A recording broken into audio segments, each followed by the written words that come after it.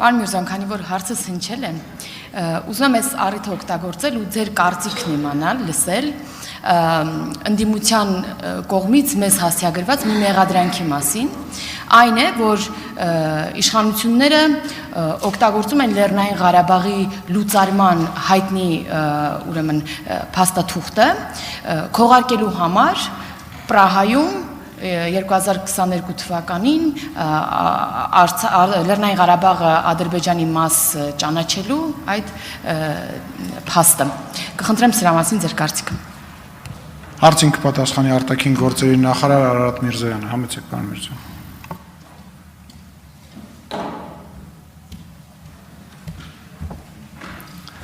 Շնորհակալ եմ Տիկին Հակոբյան հարցի համար։ Ի պատասխան ես ստիպված եմ արձանագրել մի բան, որը մի կողմից շատ հանրահայտ փաստ է, մյուս կողմից համապատասխան պաշտոնյաները մեզ տևական ժամանակ համառորեն չեն ուզել ասել, երևի որ տրամադրություններս չընկնի։ Եվ այդ փաստը հետևյալն է. Հայաստանի Հանրապետությունը երբեք չի ճանաչել Լեռնային Ղարաբաղի Հանրապետությունը։ Ուզում նորից կրկնել, այս պարզ, բայց շատ կարևոր միտքը, Հայաստանի Հանրապետությունը երբեք չի ճանաչել Լեռնային Ղարաբաղի Հանրապետությունը։ Այն պահին գրեթե միաժամանակ ԽՍՀՄ կազմալուծմանը այդ գործընթացին գրեթե միաժամանակ Ալմաթայի հռչակագրի ստորագրմամբ Հայաստանի Հանրապետությունը ճանաչել է Ադրբեջանի տարածքային ամբողջականությունը ԽՍՀՄ փլուզման պահին եղած սահմաններով։ Ավելին, փոխադարձ միմյանց տարածքային ամբողջականությունը ճանաչելու այս շատ հիմնարար սկզբունքը հստակորեն արտահայտված է եղել Լեռնային Ղարաբաղի հակամարտության բանակցային գործընթացի բոլոր փուլերում հենց ամենասկզբից եւ արտահայտված է բոլոր նշանակալի փաստաթղթերում, այդ թվում եւ այսօր քննարկված մադրիդյան սկզբունքներում։ Ուզում եմ հիշեցնել, այդ մադրիդյան սկզբունքներից մեկը հենց տարածքային ամբողջականությունն էր, մյուսը ինքնորոշման իրավունքը ընկալվում էր տարածքային ամբողջականության շրջանակներում։ Ես կարող եմ նրանց համար, ովքեր դեռ կասկածում են այս երկու երևույթի կապակցվածության կամ ընկալման այդ բանի մեջ, համատեքստի մեջ, խորհուրդ կտամ կարդալ Հելսինկյան եզրափակիչ ակտի 8-րդ գլուխը, որը վերնագրված է ժողովուրդների իրավահավասարության եւ ինքնորոշման իրավունքներ։ Եվ ահա այս գլխի ներքո հստակորեն ասվում է, ես կաշխատեմ նույնիսկ ոչ թե բառացի, այլ տառացի մեջ բերել։ Ասվում է, որ մասնակից կողմերը պարտավորվում են ճանաչել միմյանց, պարտավորում են հարգել ժողովուրդների իրավահավասարության եւ ինքնորոշման իրավունքները, մշտապես գործելով ըստ ՄԱԿ-ի կանոնադրության նպատակների եւ սկզբունքների եւ միջազգային իրավունքի նորմերի, այդ թվում եւ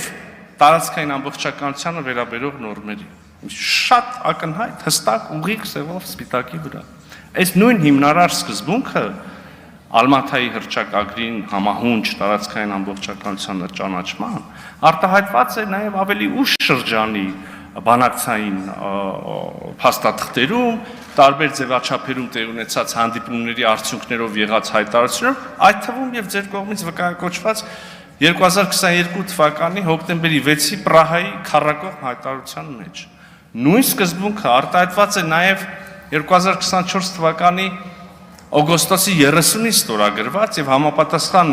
ներպետական գործընթացներից հետո ուժի մեջ մտած Ադրբեջանի եւ Հայաստանի համապատասխան սահմանազատման հանձնաժողովների աշխատանքների կանոնակարգի մեջ։ Եվ ուզում եմ առաջ անցնելով նշել նաեւ, այս նույն սկզբունքը այո արտահայտված է նաեւ Ադրբեջանի եւ Հայաստանի միջև խաղաղության պայմանագրի հաստատված համաձայնեցված տեքստում։ Այսքանը։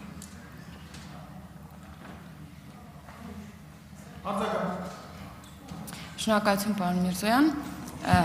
ես արձագանքի իրավունքով ուզում եմ մի փոքր հարցել տալ, գիշերվանից ակտիվ ռազմական գործողություններ են Հնդկաստանի եւ Պակիստանի միջև, սրա անդրադարձը մեր երկրին կուզեմ մեկնաբանեք։